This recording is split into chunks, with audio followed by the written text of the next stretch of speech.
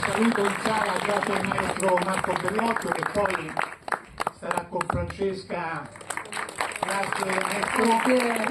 Poi fatemi fare a me personalmente un saluto personale all'autore delle musiche, Tony Carnevale. Tutti lui, perché veramente vi accorgete che queste musiche non sono un semplice accompagnamento del film, ma sono qualcosa che sta dentro strutturalmente nel film, ma ne parliamo dopo. Però insomma c'è stato un grande lavoro, siccome lui ha accennato la musica che ha fatto Tony, no? Con Carnevale, che è molto, che tra l'altro lui ha composto alla velocità del fulmine, perché stava lavorando tantissimo, e io l'ho implorato e lui l'ha fatta, l'ha composta, ha avuto questa ideazione molto veloce, poi appunto trovando questi strumenti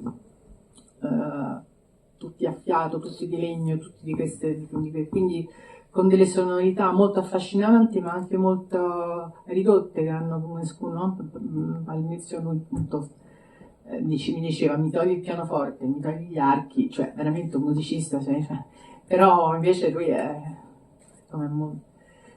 molto dentro. Io ogni volta mi colpisce molto come lui riesce a entrare dentro, ci sono dei canti che fanno i bambini e lui entra, parte da lì e si trasforma in un'altra cosa, dei bui, proprio questi passaggi di linguaggio lui riesce a entrare, così come i momenti in cui entra la figura della madre, entra la voce di Lavinia Mancusi, sta in tournée, non può venire, che è una straordinaria, è un'amica, mi interpreta.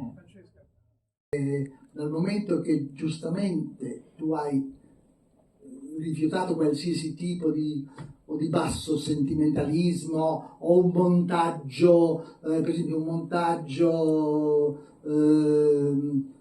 falsamente avvolgente, e poi anche la musica è molto bella. Ecco. No, la musica, Tony Carnevale.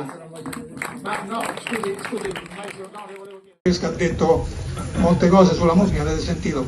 Questo è proprio il classico esempio che la musica qui non è d'accompagnamento al film, ma è il film, è una parte strutturale del film.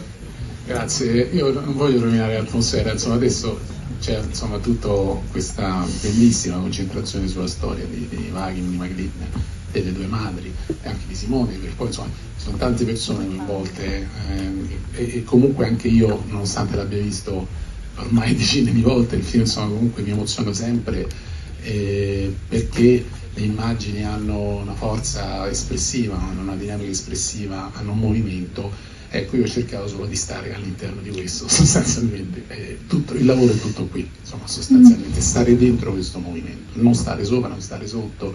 Poi ci sono tanti piani espressivi perché c'è la voce di Francesca.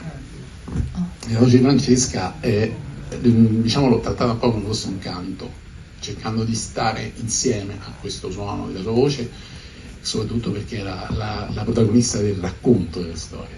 E poi questa voce della madre, abbiamo appunto coinvolto Lavinia perché in qualche modo dovevamo insomma, no, cercare di raccontare questi primi anni della vita di Wagner che come insomma tutto il film racconta sono preziosi e che non potevano sparire. Ecco, questo era un po' l'intento, anche con i suoni, di cercare di andare a recuperare questo mondo, questi suoni che lui poteva aver sentito, la voce della madre, questi suoni un po' diciamo del sud-est asiatico, insomma non siamo stati rigorosissimi, ci siamo un po' anche fatti prendere da come veniva e basta, non voglio dire altro perché insomma è meglio che parlino loro. Grazie. Forse anche Stefano